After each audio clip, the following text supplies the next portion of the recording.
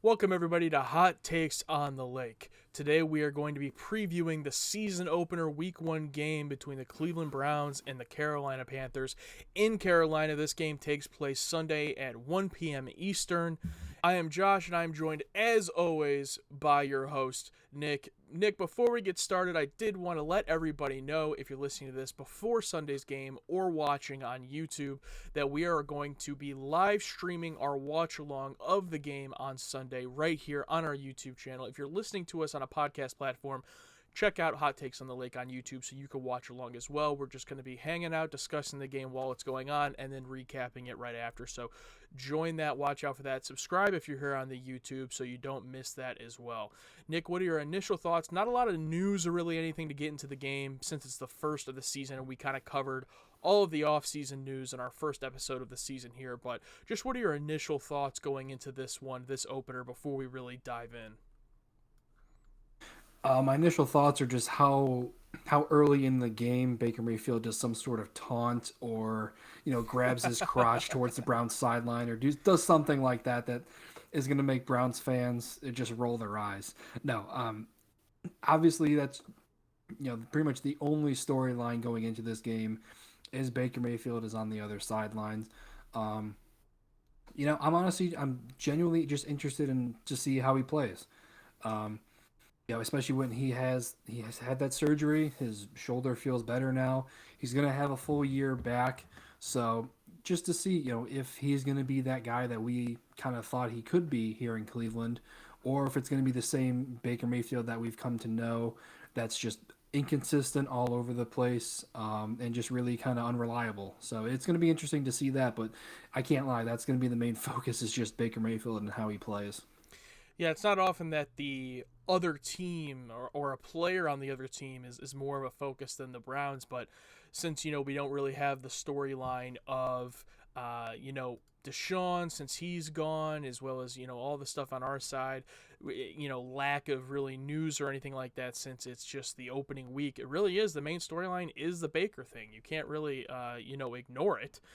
So it is what it is in that regard. But I do think that it'll, first of all, just be exciting to have football back. I mean, obviously we've had the preseason, college started last week. That's all great. But NFL Sunday, we're going to be watching along, as I said, but I'm also going to have Red Zone fired up, and I'm going to be, watching the highlights from the rest of the league too. It's just going to be a great to experience that first 1 o'clock window. But jumping into the first game here, I just want to throw some stats at you, Nick, and you can kind of react and kind of say your take on how the game plan should go for the Browns based off of this. I'm not going to really say the much offensive stats of the Browns from last year because offensively we're essentially a brand new team. But the one thing on the offense that really has stayed the same for the most part is our rushing attack and our offensive line. And from that point, when you look at last year, we were fourth in the league in rushing yards per game. Top five, I think that is going to continue, if not improve this year. And then when you look at the defense, we were actually top five in overall yards allowed and pass yards allowed last year. That's something that I was surprised when I looked into the stats. There were some games that did not feel like that, but it was the case. And we were also number 12th in the league in rushing yards allowed. So not as elite in the rushing yards defense. I think that is kind of our biggest weakness is our interior rush defense on our team. But that is our stats overall. And for points allowed, we are 13th in the league. So not bad either there, 22 points per game. Before we get into the Panther side, what do you think about those stats and what are you hoping either carries over from last year or improves on the Browns side? Yeah, I was honestly surprised, just like you were, that we were, top five in just overall yards allowed. It didn't seem like we were, especially some of those games, was pretty bad in terms of just giving up a bunch of yards. Um, but yeah, I'm fully expecting and hoping that because of the dealt that you've been, the hand that you've been dealt, I should say, with having to deal with Brissett for the first 11 games, and not having your stud quarterback in there, that Kevin Stefanski realizes that, yes, you're going to have to rely heavy on Nick Chubb and Kareem Hunt, and just do what you do best, running the football. I feel like we've been screaming our heads off on this podcast for the past 4 years that we need to run the ball more and we need to take advantage of these two, stellar running backs that we have. So I'm hoping that not just for this game specifically, but all year, that we really just utilize what we're good at, using that big offensive line and using, our running backs who, are really the best 1-2 punch in the league. As we said last episode, the receiving core is pretty thin, and outside of Amari Cooper, you can't just rely on him. So I hope Kevin Stefanski realizes that it's going to just have to be a run heavy game and a run heavy season. For sure, I totally agree. And then as far as the Panthers looking into their stats, because I really didn't see many games from them last year, to be honest, they were not, just not great overall. I think their biggest highlight, which I was actually baffled by, is their defense overall was pretty excellent. Just as surprising as our defense, they were second in total yards allowed for their defense, and the passing yards was fourth. They were definitely weaker though in the rushing defense. They were 18th in yards allowed there. They were also much worse in points allowed at 24 points per game, which was 21st in the league. And then offensively, there was just nothing to brag about. 20th in rushing, 29th in passing, and 30th overall in offense. So really their main thing I was surprised by was they were a pretty good passing defense, and that does worry me a little bit, but that also I think just already leans into the narrative that we've been saying about us relying on that running game even more, because they did not have a great running defense last year. Yeah, absolutely. And that's something that Kevin Stefanski needs to take advantage of. That you can definitely run on this team. But yeah, like their pass defense is legit, and it really worries me because, like you said, I even before there, besides the quarterback situation, um, basically they just have to look out for Amari Cooper, and that's pretty much it. You can't really rely on Harrison Bryant a whole lot. He struggled with drops. He's still a young guy, but you can't really rely on him to be, a game breaker or anything. You hope that with his new contract, David Njoku can really take that step and be one of the go-to guys on this offense as far as the passing game goes. So I'm going to be looking for that. But yeah, exactly what you said.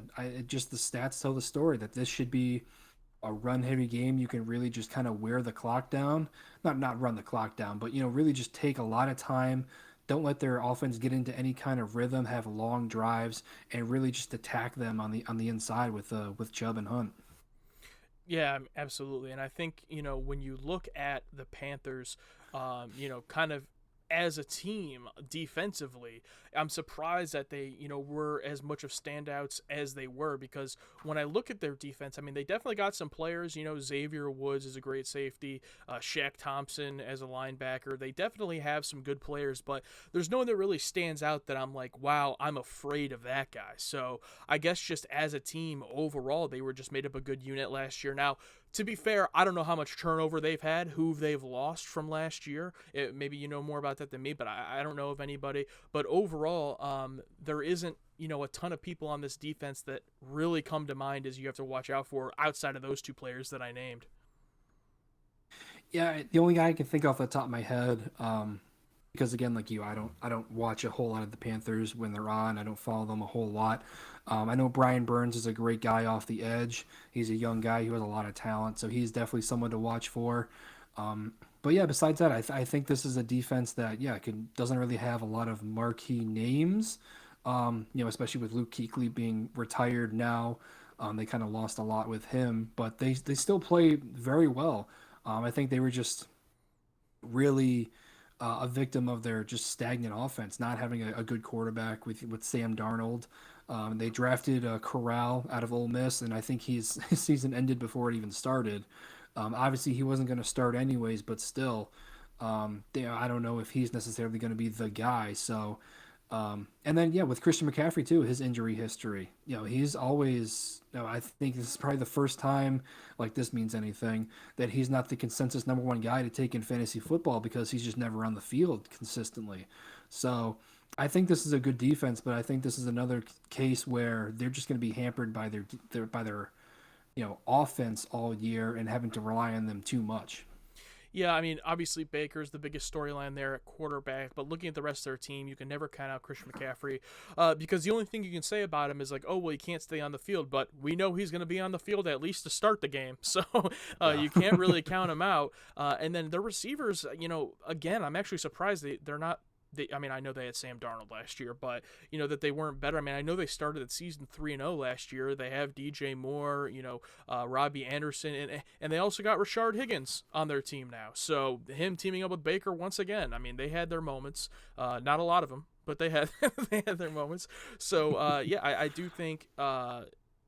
Honestly, I think overall our biggest, key to the game, I would say, if we're jumping to that, is just that I think our pass defense really needs to step up, and if we can get Baker, shaken up in the pocket, either with some quarterback hits and obviously sacks, but mostly just getting him throwing in situations where he doesn't want to, because we as Browns fans know more than anybody that his biggest weakness is that he will make bad decisions, and we have a good enough secondary that we can take advantage of those bad decisions, and I think that could be a turning point in the game.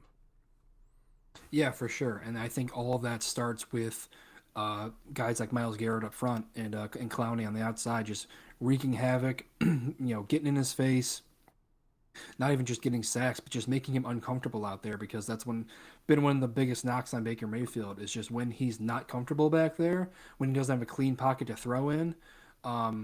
He panics a lot of the time. Yes, he's good, throwing on the run, but you can't just, live and die off of that alone. So he's going to have to stand there and make some throws against one of the best pass rushes or pass rushers in the league. And like I said, they don't have a great offensive line. So I think that we can really take advantage of that, especially a guy like JOK, who's just all over the field. Send him on some blitzes, disguise a lot of stuff. I think we can really take advantage of that. And like you said, just make him comfortable and just make him make a lot of bad decisions out there. Yeah, absolutely. I think that's going to be, the biggest thing. I know that on the Browns side, Grant Delpit's been having some injury trouble. They're not sure if he's going to play. He is questionable for the game. But outside of him, I think overall, we're going to have most of our secondary core there, and I think that's going to be, a big part of the game. But that pass rush as well. Only reason I'm not going with that is just because I feel like that has to be assumed. There's no reason, Myles Garrett, Clowney, JOK, those guys aren't in Baker's face all game. The only thing that kind of worries me about that is in the past we've had a tendency to really go heavy on that pass rush and open ourselves up to a lot of screens. And Christian McCaffrey is great in that realm. So that part, more than anything, probably worries me the most. That's true. Unless Baker plays like he usually does, and if the guy's 5 yards away from him, he throws a 100-mile-an-hour fastball at him, and the guy can't catch it, then that's our only hope. But yeah, that seems like that's always our downfall, is screens and little, just kind of misdirection type of plays. So that's definitely one thing to look out for, and especially, I mean, I think, Matt Rule is their coach. I think definitely he's going to take advantage of one of Baker's strong suits, and that's get him out of the pocket, get him on a lot of bootlegs, get him throwing on the run, which he's done well at over his career so far. So that's something where, like I said, a guy like JOK who can fly all over the field is really going to have, be a key.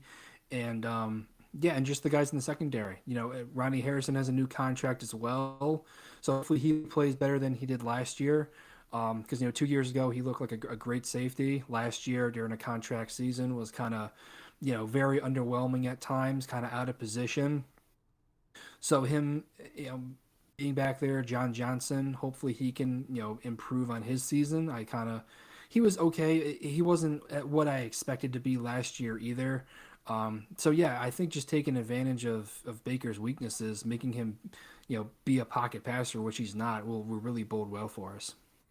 Absolutely. And moving on from the keys, what would you say would be your main player on each side, each team? What would be your one player to watch that you think is going to be either the biggest impact player in the game or someone that you're just personally excited to see what their production is? Who is your one player to watch for each the Browns and the Panthers? For the Panthers, it's going to be not a sexy pick, but it's going to be Christian McCaffrey for sure, just because just a human Swiss Army knife. He can just do so many different things. He's so valuable and so versatile.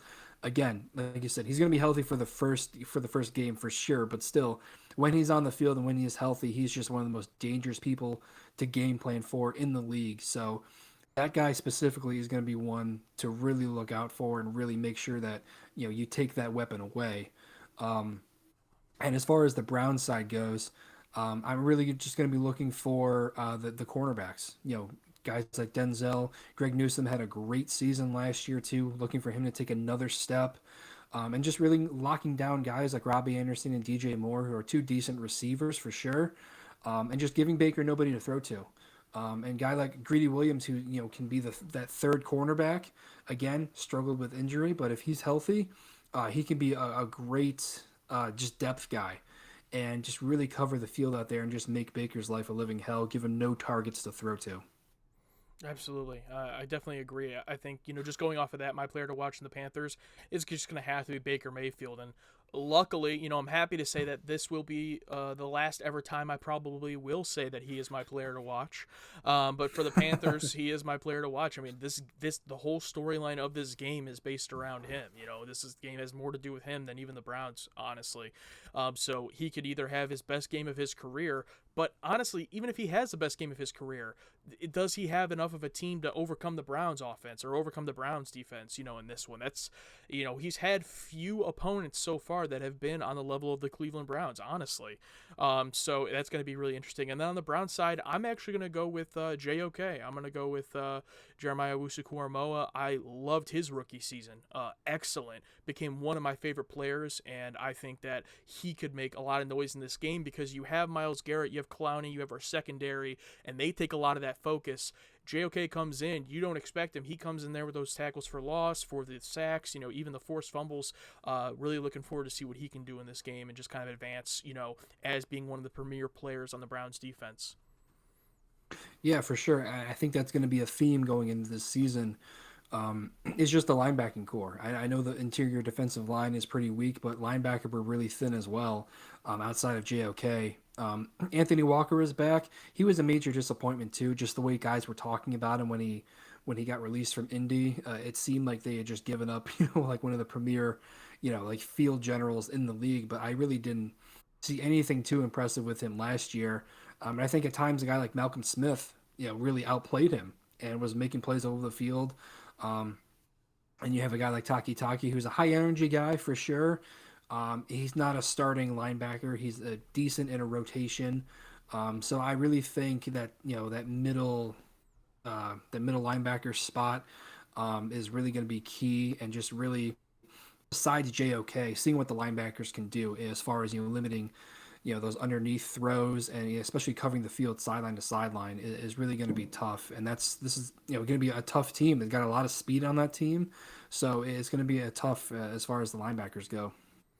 Yeah, and looking at it right now, just according to ESPN, the Browns are the slight favorite in this game. And all things considered, unless there's a big surprise, realistically, the Browns should win. I mean, you have these exterior storylines, right, of Browns never win week one.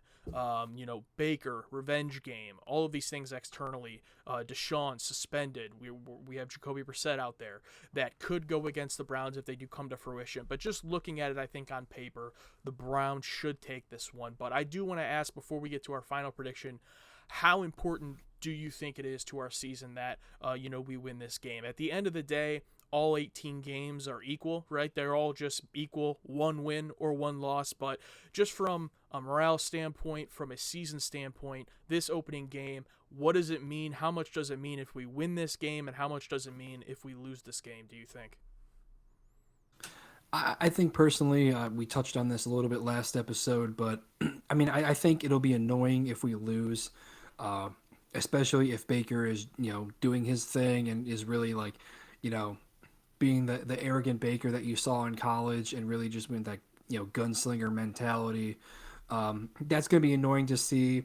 It'll sting for a week or two, but I mean, in the grand scheme of things, I don't think it's a super important game only because it's not like, Baker Mayfield, even if he goes on to do great things in Carolina, it's not like he's beating the guy we replaced him with. It's not like he's outplaying Deshaun Watson. Deshaun Watson is the guy that we chose over Baker. So, just this random, beginning of the season game against Jacoby Brissett. And I mean, a lot of teams just start off slow anyways. You really don't know what to expect first game of the season. So it really doesn't mean a whole lot in the grand scheme of things. It's just going to be annoying from, that perspective, and to see if we lose just, the Baker quotes. I'm sure he'll have some good ones if they win. But in the grand scheme of things, yeah, like I said, he's not beating our our new quarterback, the guy we replaced him with, and it's not like he's in the division. We're gonna have to see him all the time. Um, so yeah, it'll be annoying for a little bit, but I'll get over it over a week or two probably. Yeah, I think for me the only other thing I would add to that is just, and I said this last episode a little bit, if we can't win this game, how does that bode well for any of the actual difficult matchups that we have, coming up Mhm. in this 11 game stretch? Because if we can't beat the Carolina Panthers, who I believe are going to be a bottom 5 team record wise this year, then how are we going to have any chance of beating the other quote unquote winnable games, like a Miami, or games like that, or the Falcons? I'm not going to have any faith we can beat them if we can't even beat the Panthers. So, except for the week one excuse of like anything can happen in the NFL week one, other than that, it's going to be hard to excuse this loss if we do it. But at the end of the day, I do agree it's not a season breaking game. No week one game for any NFL team should be season defining. But I'm really, really hoping we can pull out the win for sure. Um, go ahead. Oh no, no, go for it. I was just going to say, switching gears real quick, right before we give our final prediction, just to change gears a little bit and talk a little bit about the NFL this week. Opening game is this Thursday, and it's quite the game. The Buffalo Bills, who we both predicted in our last episode to be the Super Bowl champions this year, going up against the current Super Bowl champions, the Los Angeles Rams, and it's almost dead even right now as far as who is favored. So for the opening game this season, I'm just curious, what are your thoughts? Who do you think is going to take Thursday Night Football this week? Question: Who's the home team in that The game? Rams are at home. Rams. Um, that's a tough one. I think it'll be a very good game for sure. Again, you can't put too much weight into the first game of the season, but I think the Rams will take this one. Um, Again, we both expect not only Josh Allen, but the Buffalo Bills to have a fantastic season. But I think just they're going to be riding high off of their Super Bowl win, and they're still a great talented team. There's no reason why they can't come out of the NFC again and win it again. So I think they're going to have too much momentum, and I think they're going to be too much for Buffalo right at the beginning of the season. But I think Buffalo is going to be a different team come when you get to the end of the season. I think they're really going to be a polished, bona fide Super Bowl contender. But I do think the Rams might take this one. I think that's totally fair. I said in our last episode, I'll be rooting for the Bills in every game this year besides the game against the Browns. So Hmm. I'm going to be totally rooting for them in this game. I hope they pull off the win in the opening game of the season. Going to be a tough one, though. That's definitely for sure. And I think, as you said, home field advantage could also make a difference there, even though it's LA. But still, I mean, they won the Super Bowl in their hometown, so you got to give it to them. But back to the Browns. Who do you think? Final prediction: Browns versus Panthers. Who's going to win, and what is the score prediction you have for this one? I do have the Browns winning this game. Um, I mean, I think it's going to be just kind of an omen for the rest of the season that um, a lot of games will be closer than they should be just with our limited passing attack without Deshaun Watson and with Jacoby Brissett. So I'll say the Browns still managed to win though. I think we'll be able to get after Baker Mayfield a lot. And I'll go 24-13 Browns victory. Yeah, I'm going to be pretty close to you. I'm going to go Browns win also, but I'm going to be pretty close in your score prediction, but I'm going to be a little bit more positive, optimistic for our defense as well. So I'm going to go 24-7. I'm hoping that we can limit the Panthers. Excuse me, we can limit the Panthers to one touchdown, and I hope that that touchdown is a running touchdown and Baker doesn't throw any. That would be excellent.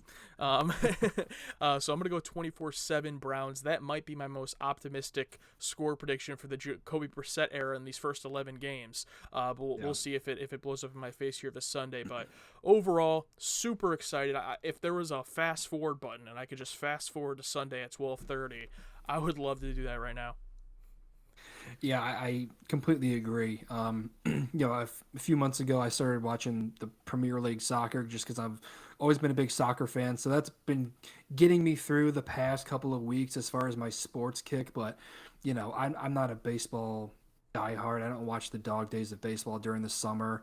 Basketball's over, so this is really my favorite time of year, not just college football, but especially the NFL and the Browns coming back. So it's going to be just fantastic to have football back and be talking about football. And yeah, we're going to be live streaming it too, so you'll get our real reactions during the game. Again, if Baker Mayfield starts doing his thing, it'll probably be a lot of negative reactions from both of us. But still, I mean, yeah, I couldn't agree with you more. I just wish we could already have it be Sunday. I'm so pumped just to have football back. Absolutely. Well, if you're here with us on YouTube, as Nick said, make sure to come back this Sunday as we are going to be watching the game here, streaming it.